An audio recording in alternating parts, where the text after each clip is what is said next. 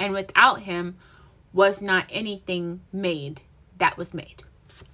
So in Genesis 1-3, it tells us, in the beginning, God created the heavens and the earth and said, let there be light. God didn't use tools. God didn't use anything other than his, words. He spoke and the power flew to create these things.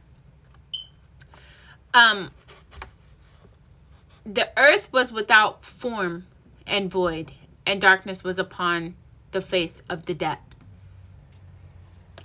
So that's pretty crazy, like all of the things that God made, right? Because him being, so what does that mean? If everything was dark before God, then God be the light. God bring the light, right? But God himself must be dark in order to have done that, right? He must be dark and light, right? Duality and polarity. How beautiful.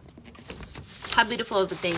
But let's go ahead and look at each day and what the principles of that are, okay?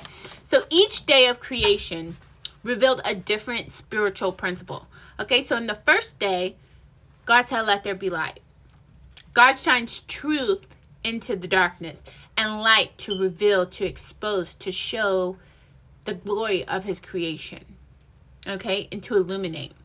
Day 2, he made the atmosphere and the firmament. He created a spiritual separation of levels. He divided what was holy between what was not holy.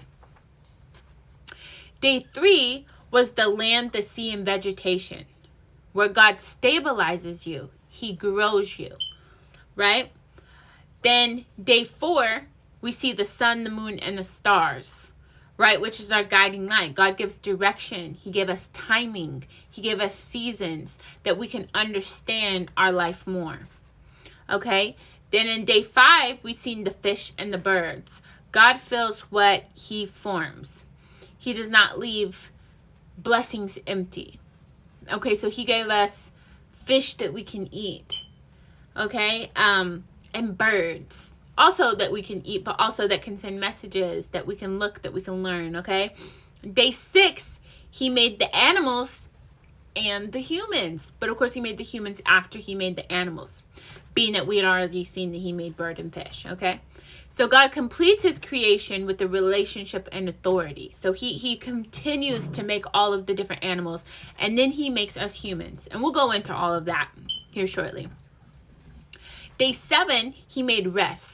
And rest is not a lazy thing, okay? He made that for us to be whole with him during those times. It's a completion of trust and victory in God to know that you can have that, okay?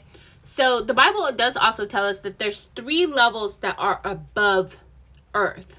Now, above earth, we have the sky and the atmospheres, right? Where we see the birds and the clouds. Then we have the second heaven, which is the space and the stars. Then we have the third heaven, which is where God's throne is, which is where Paul was caught up. Then we have earth, which is the land and sea and life. Then we have what's under the earth. All of this is biblical.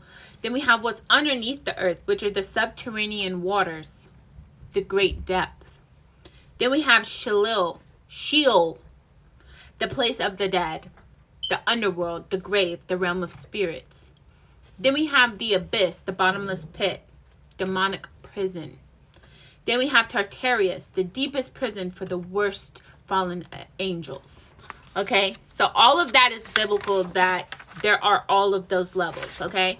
And we do have the firmament over that.